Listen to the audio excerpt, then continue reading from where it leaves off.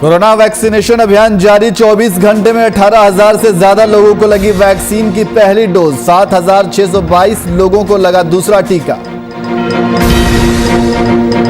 बदायूं में संदिग्ध परिस्थितियों में आधा दर्जन घरों में लगी आग। मौके पर पहुंची फायर ब्रिगेड की टीम। कड़ी मशक्कत के बाद पाया गया आग पर काबू। सोनभद्र में टायर फटने से अनियंत्रित हुई पिकअप। घटना से एक मजदूर की मौत, एक दर्जन से ज्यादा लोग घायल।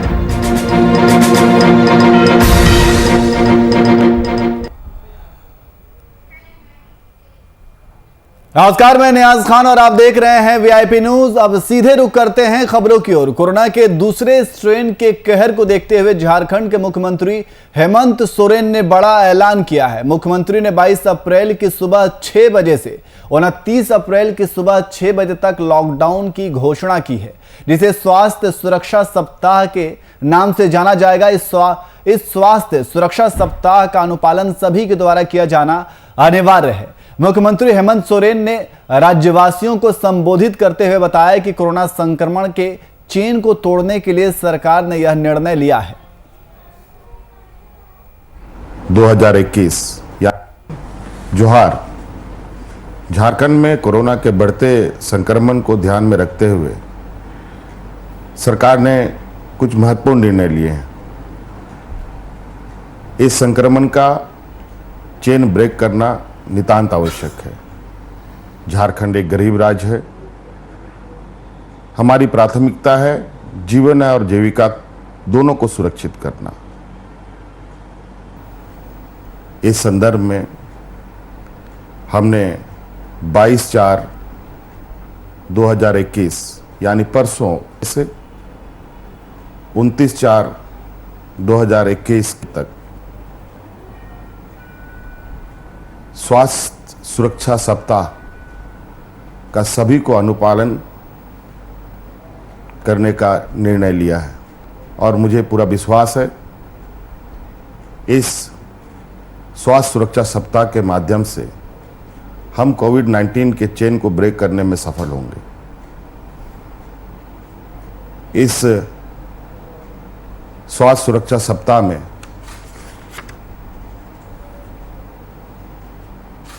जो चीज़ें बंद होंगी, कुछ मैं आपको बता देना चाहता हूं। बाकी आदेश के माध्यम से सभी को निर्गत किए जाएंगे। सभी जिलों में, सभी पत्रकारों को, सभी मीडिया चैनलों में। आवश्यक सामग्री की दुकानों को छोड़कर अन्य सभी दुकानें बंद रहेंगी। जोहार। और इसी खबर पर अधिक जानकारी के लिए हमारे संवाददाता कुमार कामेश हमारे साथ फोन लाइन पे मौजूद हैं। कामेश, कोरोना संक्रमण के चेन को तोड़ने के लिए झारखंड सरकार द्वारा अहम फैसला लिया गया है। फैसले में क्या कुछ कहा गया है?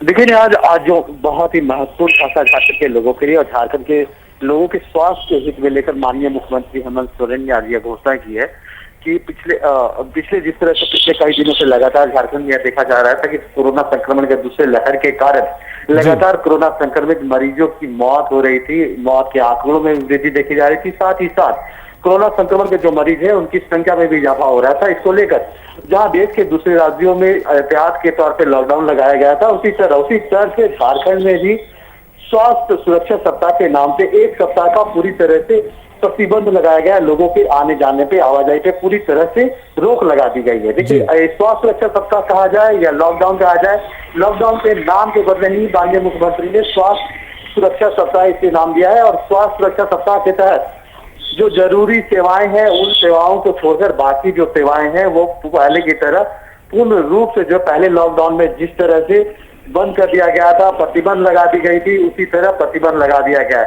हालांकि ये स्वास्थ्य सुरक्षा सप्ताह में एक बड़ी बात हेमंत सोरेन ने कही है कि जो धार्मिक संस्थान है, धार्मिक जगह है, धार्मिक मंदिर है या धार्मिक मस्जिद है, जिन जगहों से धर्म से जुड़ा हुआ जो भी ये है, वहां पे क्या है कि वो सारी चीजें खुली रहेगी, लेकिन उन धार्मिक जगहों पे जाने पे लोगों की पूर्ण रूप से प्रतिबंध रहेगा और अति आवश्यक सेवा के लिए लोगों को पास निर्गत किया जाएगा और पास के माध्यम से ही लोग एक स्थान से दूसरे स्थान या जरूरी कामों के लिए निकल सकते हैं। हालांकि लोगों से ये अपील माननीय मुख्यमंत्री ने जरूर किया है कि लोग जो है घर से बाहर ना निकले और जो एक सप्ताह का समय है, एक सप्ताह अपने घरों में रहे और बहुत जरूरी हो तो जो नियम बनाए गए हैं उस नियम के तहत घर से बाहर निकले।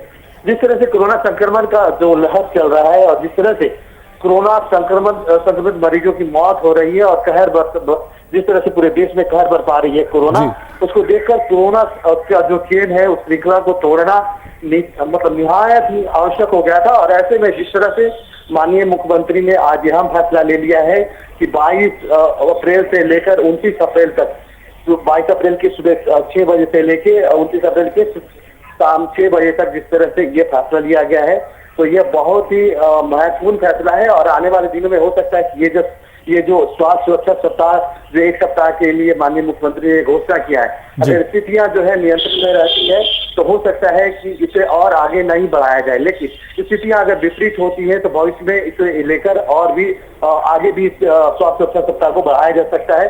हो सकता है कि आने वाले दिनों में एक सप्ताह और इसको बढ़ा दिया जाए। लेकिन फिलहाल जो स्थितियां हैं इसको लेकर अब राज्य की जनता में कई तरह की सुबह से ही कसमपेश था कि जिस तरह से आम जनता जो है लगातार अफवाहें हो रही थी कि झारखंड में आज से लॉकडाउन लग गया है, इसे विराम लगाते हुए माननीय मुख्यमंत्री ने जिस तरह से घोषणा की है कि 22 अप्रैल से स्वास्थ्य सुरक्षा सप्ताह के तहत सारी चीजों पे लोगों की आवाजाही पे प्रतिबंध लगा दिया गया है। कोई भी प्रतिष्ठान नहीं खोलेंगे। हालांकि जरूरी सेवाएं खोलने की बात उन्होंने जरूर की, जरूरी सेवाएं जो होती है वो सारी सेवाएं बहाल रहेगी। साथ ही साथ कई ऐसे संस्थान है राज्य सरकार और केंद्र सरकार के संस्थानों को छोड़कर बाकी कोई भी संस्थान है या कोई भी कार्यालय उस पर पूर्ण रूप से प्रतिबंध रहेगा और ऐसी कार्यालय खुले नहीं रहेंगे। जी निहाल जी कामेश, आपने बताया कि जरूरी सेवाएं जो हैं वो जरूरी सेवाओं की छूट रहेगी, तो वो कौन कौन सी सेवाएं हैं जिसको छूट दी गई है? देखिए, खासकर स्वास्थ्य सेवा की बात की जाए तो स्वास्थ्य सेवा और मेडिकल दुकानें जो है वो पूरी तरह से खुली रहेगी। साथ ही इमरजेंसी की जो गाड़ियां होती है, आपातकाल में जो गाड़ियां आने जाने के लिए, उन गाड़ियों पे कोई प्रतिबंध नहीं रहेगा। हालांकि ऐसी गाड़ियों को आने जाने के लिए सरकार के द्वारा निर्गत जो पास निर्गत किए जाएंगे उस पास को लेना जरूरी हो गया है, अति आवश्यक होगा। हालांकि बिना पास के बिना कोई भी वाहन जो है आवागमन नहीं करेंगे। तो ऐसे में जरूरी सेवाएं अगर बात की जाए तो जरूरी सेवाएं में जो मुख्य रूप से अगर मेडिकल सुविधा जो है, मेडिकल सुविधा के लिए जो भी दुकानें स्वास्थ्य के क्षेत्र में या स्वास्थ्य के क्षेत्र में कई अस्पताल हैं, अस्पतालों पे पूर्ण रूप से प्रतिबंध नहीं रहेगा। या अस्पतालों में जो जिनके परिजन जो है भर्ती है तो उनको देखने के लिए आने जाने के लिए उन्हें जो है जो गाइडलाइन के तहत जो दिया गया है कि जो मरीज भर्ती है उनका प्रिस्क्रिप्शन जो है उन्हें दिखाना होगा। उस स्थिति में वो एक स्थान से दूसरे स्थान में जा सकते हैं। हालांकि एक राज्य से दूसरे राज्य में जाने में पूर्ण रूप से प्रतिबंध लगा दिया गया है और एक राज्य से दूसरे, झारखंड से दूसरे राज्यों में जाने के लिए राज्य सरकार के द्वारा जो है जो पास निर्गत किया जाएगा उस पास को लेना अनिवार्य हो गया है। हालांकि पास की स्थिति को लेकर माननीय मुख्यमंत्री ने अभी कोई घोषणा नहीं है कि पास की क्या कंडीशन होंगे और किस कंडीशन में पास निर्गत किए जाएंगे और कितने दिनों के लिए किए जाएंगे। तो अभी इस पर स्थिति अभी पूरी तरह से स्पष्ट नहीं हो पाई है निहाल, लेकिन पास लेना अनिवार्य है एक जगह से दूसरी जगह जाने के लिए। और एक साथ कई लोग भ्रमण भी करेंगे, इससे पूर्ण रूप से प्रतिबंध रहेगा। तो ऐसे में देखा जाए तो झारखंड में जो फैसला लिया गया है माननीय मुख्यमंत्री के द्वारा, ये बहुत ही अहम फैसला है क्योंकि झारखंड में लगातार मौत की दरें बढ़ रही थी, लगातार कोरोना से मौत हो रही थी और दूसरी तरफ जो स्वास्थ्य सेवाएं थी वो पूरी तरह से चरमरा रही थी। स्वास्थ्य संसाधन पूरी तरह से स्वास्थ्य के क्षेत्र में जो संसाधन की जरूरत होती थी वो नाकाफी साबित हो रही थी यहाँ के मरीजों को इलाज करने के लिए। तो ऐसे में राज्य सरकार ने बहुत बड़ा फैसला लिया है और इस फैसले को लेकर देखिए निहाल, एक बहुत बड़ी बात है कि इस फैसले को लेकर जो है चेंबर एंड कॉमर्स जो है लगातार जो है राज्य सरकार पर दबाव बना रहा था। साथ ही साथ सरकार के जो घटक दल है, महागठबंधन के जो घटक दल है, राष्ट्रीय जनता दल और कांग्रेस, हालांकि कांग्रेस में इस बात को लेकर थोड़ी असमंजस की स्थिति थी, लेकिन राष्ट्रीय जनता दल जो है लगातार जो है सरकार पर यह दबाव बना रहा था कि लॉकडाउन जैसी स्थिति बननी चाहिए क्योंकि लगातार जो है स्थितियां बदतर होती जा रही है। और ऐसे में जिस तरह से चेंबर एंड कॉमर्स के अध्यक्ष प्रवीण जैन छाबड़ा ने भी राज्य सरकार से गुहार लगाई थी। तो ये देखिए, ये सब एक तरफा जो है एक तरफ से दबाव कहा जाए और दबाव के कारण ही राज्य सरकार ने इस तरह का फैसला लिया है। क्योंकि देखिए स्थितियां जो है न्याज पूरी तरह से बदतर हो चली थी झारखंड में। लोगों को जो है इलाज की समुचित व्यवस्था नहीं हो पा रही थी। लोग अस्पताल तो जा रहे थे लेकिन वहां उन्हें बेड नहीं मिल पा रहा था। ऐसे में कोरोना संक्रमित मरीज जो है बिना इलाज करवाए घरों को लौट रहे थे और घरों में लौटने के दौरान कई लोगों को संक्रमित भी कर रहे थे। तो लगातार परिस्थितियां बदल रही थी और जिस तरह से झारखंड में स्थिति बदहाल होती जा रही थी, तो ऐसे में जिस तरह से लगातार राज्य के जो विपक्षी पार्टियां हैं, विपक्षी पार्टियों के साथ साथ महागठबंधन के जो घटक दल हैं, उन लोगों को यह मांग थी कि राज्य में लॉकडाउन लगा जाए। अब एक तरफ से राज्य माननीय मुख्यमंत्री ने स्वास्थ्य सुरक्षा सप्ताह के नाम से लॉकडाउन लगा दिया है। तो देखिए अब इसकी क्या परिणाम होते हैं, लेकिन जो परिस्थितियां होगी वो एक सप्ताह के बाद ही आकलन कर पाएंगे माननीय मुख्यमंत्री की एक सप्ताह में क्या स्थितियां सुधरी है, कितनी बिगड़ी है। उसके बाद ये आकलन करने के बाद इसकी तिथि बढ़ाई भी जा सकती है। जी न्याज जी, बहुत बहुत शुक्रिया तमाम जानकारी के लिए।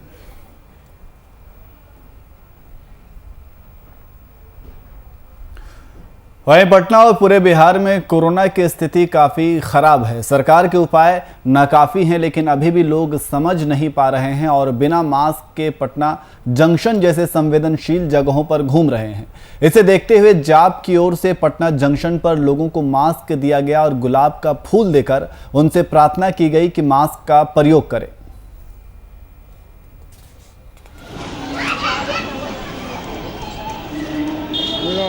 आज का मुहिम है कि हम लोगों के राष्ट्रीय अध्यक्ष महोदय के द्वारा ये आदेश किया गया कि आप लोग एक टुकड़ी लेकर के और पटना जंक्शन पर जाइए और वहाँ पर जितने भी बिना मास्क के लोग यात्री उतर रहे हैं या यात्री करने के लिए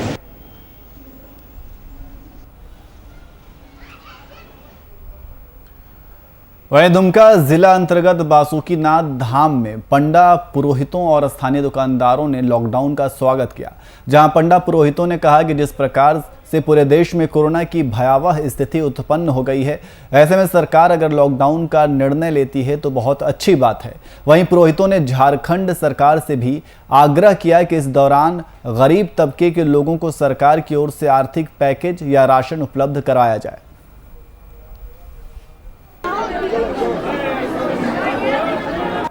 जो निर्णय हमने सुना है कि हेमंत सरकार 7 से या 10 दिन का संपूर्ण लॉकडाउन करने जा रही है, इसका पंडा समाज स्वागत करती है। स्वागत योग्य कदम है सरकार का और उचित समय पर उचित निर्णय लिया गया माना जा सकता है। अभी वर्तमान समय में सरकार को हर हाल में लॉकडाउन कर देना चाहिए। जिस तरह से कोरोना का प्रकोप बढ़ रहा है तेजी से, उसका चेन को तोड़ने का या संक्रमण को रोकने का एकमात्र उपाय लॉकडाउन है।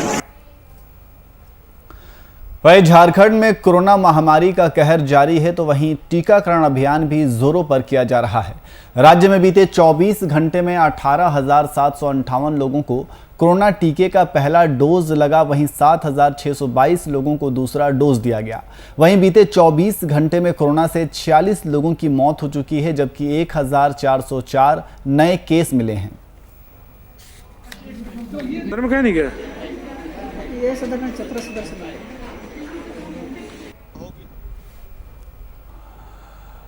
वहीं अनूपपुर में जिला आपदा प्रबंधन समिति की बैठक हुई। मध्य प्रदेश शासन के खाद्य एवं नागरिक आपूर्ति एवं उपभोक्ता संरक्षण मंत्री की अध्यक्षता में यह बैठक हुई, जहां कोरोना के बढ़ते मामले पर निर्णय लेते हुए आज शाम 6 बजे से 3 मई की सुबह 6 बजे तक का लॉकडाउन लगाने का निर्णय लिया गया। वहीं जल्द ही इस संबंध में आदेश जारी कर दिए जाएंगे। बता दें कि कल बीते दिन एक दिन में जिले 400 नए संक्रमितों के मिलने के बाद जिला आपदा प्रबंधन समिति ने यह निर्णय लिया है।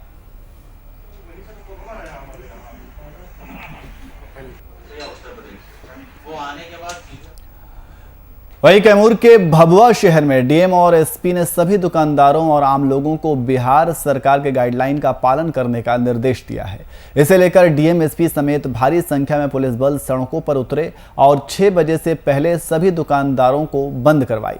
इसके बाद दुकानदारों को निर्देश भी दिया गया कि बिहार सरकार के दिए गए गाइडलाइन का पालन करें, जिससे कोरोना जैसी वैश्विक महामारी से बचा जा सके।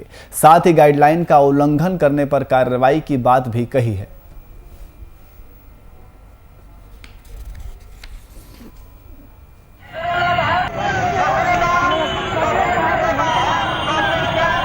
आज हम लोगों द्वारा जायजा लिया गया है और इस संबंध में है कि लगातार ही जॉइंट ऑर्डर भी निकाला गया हुआ है और डेली बेसिस पे जो मास चेकिंग अभियान है वह भी चलाया जा रहा है। और जैसा अभी जो फेज़ है इसको लेकर जो हमारा मास चेकिंग अभियान है इसमें और भी तीव्रता लगेगी।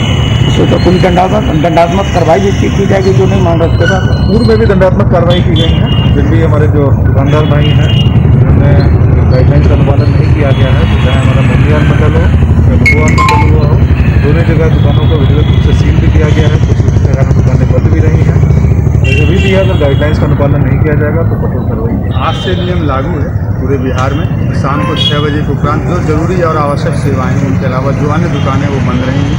पुलिस इसको इंश्योर कराएगी कि 6 बजे तक प्रत्येक स्थिति में मार्केट बंद हो जाए। दूसरा गाइडलाइन ये है कि रात्रि 9 बजे से लेकर सुबह 5 बजे तक नाइट कर्फ्यू रहेगा। ऐसी स्थिति में लोगों को अनावश्यक रूप से बाहर टहलने से भी मना किया जाएगा। अगर लोग घूमते पाए जाते हैं तो जो विधि सम्मत कार्रवाई है वो की जाएगी। तीसरा जो एक्शन है पुलिस की तरफ से वो मास चेकिंग अभियान का है। ऐसे मास चेकिंग अभियान लगातार चल रहा था, लेकिन आज से इसमें और ज़्यादा कड़ाई की गई है। वहीं कोविड-19 के बढ़ते संक्रमण के मद्देनजर सदर एसडीएम और एसडीपीओ के नेतृत्व में अपने दल बल के साथ माइकिंग की गई और लोगों से मास्क का उपयोग और सोशल डिस्टेंसिंग का पालन करने पर जोर दिया गया। इसके साथ ही सरकार की ओर से कोविड-19 के बढ़ते संक्रमण की रोकथाम के लिए जारी गाइडलाइन को पालन करने का निर्देश दिया गया। और सोशल डिस्टेंस आप अपने अपने दुकान को यथासंभव बंद रखें और 6 बजे के बाद कोई भी दुकान नहीं खोले रखेंगे। आप सभी सावधान। आरयू के पीजी जनजातीय और क्षेत्रीय भाषा विभाग में 9 भाषाओं की पढ़ाई होती है और इसके लिए आधारित 20 शिक्षकों की नियुक्ति की गई है, जबकि 2 अस्थायी शिक्षक हैं। इसके बावजूद भी इस विभाग में नामांकन की स्थिति काफ़ी खराब है, जहां इस साल ऑनलाइन नामांकन होने की वजह से कई विद्यार्थी नामांकन लेने से वंचित हो गए हैं। इस विभाग में पढ़ाई करने वाले विद्यार्थियों तक 100% ऑनलाइन मटेरियल भी नहीं पहुंच रहा है।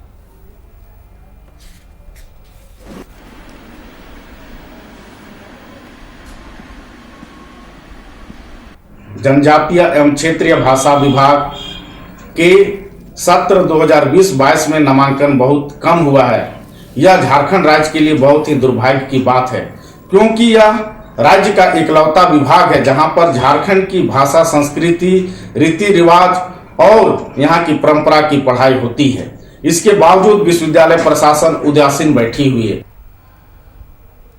वहीं शाहजहांपुर के यूपी के शाहजहांपुर से एक अजीबोगरीब घटना सामने आई है, जहां एक युवक हाथों में कांग्रेस का झंडा लिए अपनी मांगों को लेकर पानी की टंकी पर चढ़कर प्रदर्शन कर रहा था। वहीं युवक ने लगभग 7 घंटे तक हाई वोल्टेज ड्रामा किया, जिसके बाद मौके पर पहुंची पुलिस और सिटी मजिस्ट्रेट ने युवक की मांगों को पूरा करवाने का आश्वासन दिया और युवक को नीचे उतारा गया।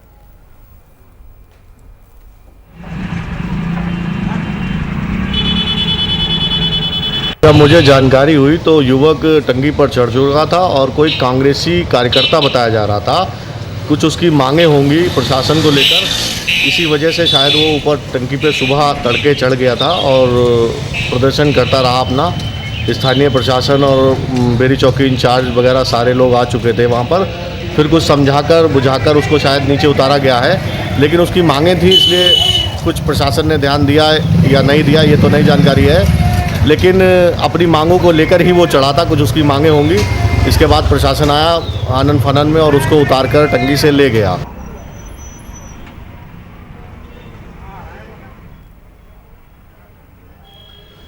वहीं सोनभद्र से दिल दहलाने वाली खबर सामने आई है, जहां टायर फटने से तेज रफ्तार पिकअप अनियंत्रित हो गई।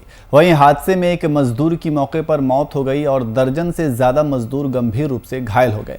वहीं सभी घायलों को सीएचसी मधुपुर भेज दिया गया, जहां 4 की हालत गंभीर होने पर उन्हें जिला अस्पताल रेफर कर दिया गया है।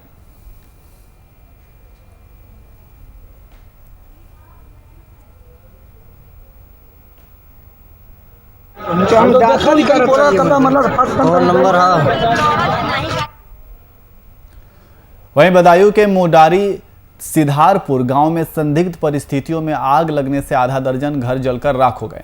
वहीं ग्रामीणों की सूचना पर पहुंची फायर ब्रिगेड की टीम ने 2 घंटे की कड़ी मशक्कत के बाद आग पर काबू पाया। खबरों की माने तो आग लगी कि इस घटना में 2 गायों की भी जलकर मौत हो गई।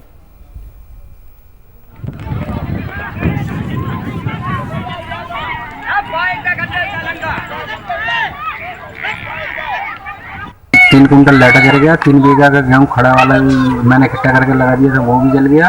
और मेरे छोटे भाई की शादी थी, 30,000 रुपये मेरे मझले भाई ने दिए थे, 20 मैंने दिए थे मम्मी को। जिस झोपड़े में लिए बैठी हुई, मैं वोट डालने चला गया, आग लग गई।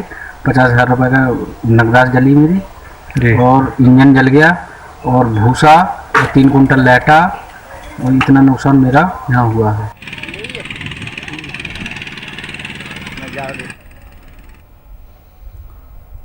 वहीं लखीसराय में दिन दहाड़े बुजुर्ग की हत्या से सनसनी मच गई। वहीं मामले की जानकारी मिलने के बाद हरकत में आई पुलिस ने आरोपियों को गिरफ्तार कर लिया है। आपको बता दें कि पुलिस को इस घटना की जानकारी दी गई थी कि जिस पर पुलिस ने गंभीरता दिखाते हुए मामले की कार्रवाई की। इतना ही नहीं, बता दें कि अपराधियों ने हत्या के बाद बुजुर्ग का शव छुपाने की भी कोशिश की, लेकिन उनकी ये कोशिश नाकाम रही। फिलहाल पुलिस हत्या के कारण की जांच में जुटी है।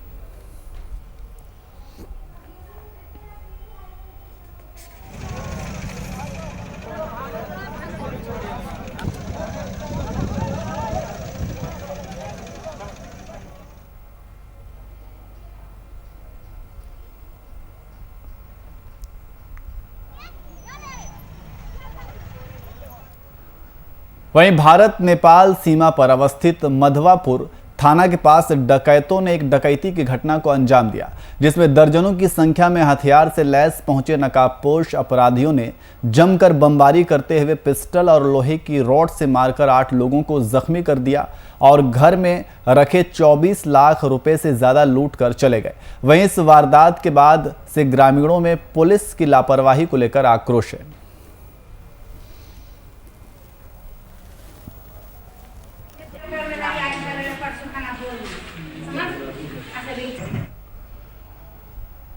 गढ़वा थाना क्षेत्र के जाटा गांव में दिल दहला देने वाली घटना सामने आई है, जहां गांव के बेलटोला निवासी सत्यदेव रजक की पत्नी और उसके 2 बच्चों को कुल्हाड़ी से काटकर उसके घर में ही हत्या कर दी।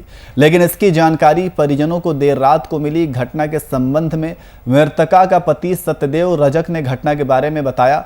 फिलहाल परिजन अभी कुछ बताने की स्थिति में नहीं है। पुलिस लगातार परिवार के लोगों से पूछताछ कर रही है। भैया सर, मेरा घर तो मुरमा खुर्द है, मेरा रिलेशन में साढ़ू है मेरा। लेकिन हम लोग के गांव तरफ से इस तरह से का नहीं होता है। गांव हम लोग के सहयोग करता है बहुत। मेरा तो विचार है कि लोग पूरा गांव छोड़ के भाग जाएं। क्या करेंगे, इस गांव में रहेंगे तो इन लोग की भी हत्या हो जाएगी। क्या मामला सुनने में आपको? हम तो डायरेक्ट अभी आए हैं सुने कि हत्या हुआ है मेरा साढ़ू के यहाँ, उनका पुतों का और 2 नाती का मामला है। यहाँ 3 लोगों की हत्या, 2 बच्चा, 1 महिला की हत्या हो गई है।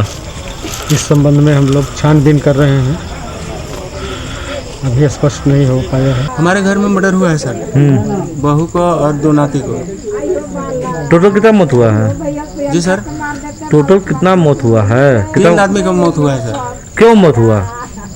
मौत हुआ है सर, ये झगड़ा कुआं अति भरने का संबंध में था और बालू रोक दिए थे हम कि मत ले जाओ हमारे खेत में है। ये सब तो नदी है क्या कोई आपके खेत के आसपास? नहीं, हमारे खेत में नहीं जाने दे रहे थे।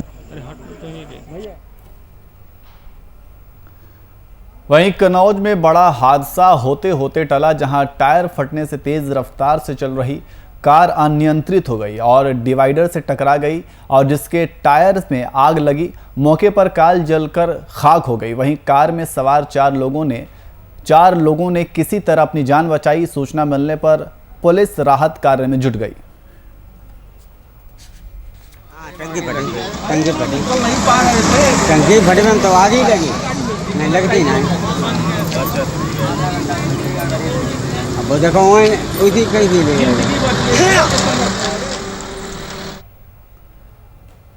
बिहार के बेगूसराय से, जहां एक बार फिर बेरहम ससुराल वालों ने विवाहिता पर तेल डालकर उसे आग के हवाले कर दिया। घटना की सूचना मिलते ही आनन फानन में मायके वालों ने इलाज के लिए उसे सदर अस्पताल में भर्ती कराया, जहां इलाज के दौरान उसकी मौत हो गई। वहीं महिला ने मरने से पहले ससुराल वालों पर उसे मारने का आरोप लगाया था। घटना की सूचना मिलते ही स्थानीय थाने के पुलिस मौके पर पहुंचकर शव को अपने कब्जे में लेते हुए पोस्टमार्टम की प्रक्रिया में जुट गई।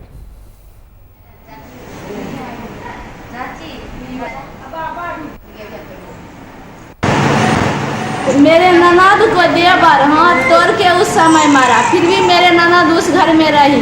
कल शाम में गई 2 बजे, रात में आग लगा के हमको कॉल नहीं की। उस गांव के आशा बहू वो अपना मायके फोन की तो मेरे खबर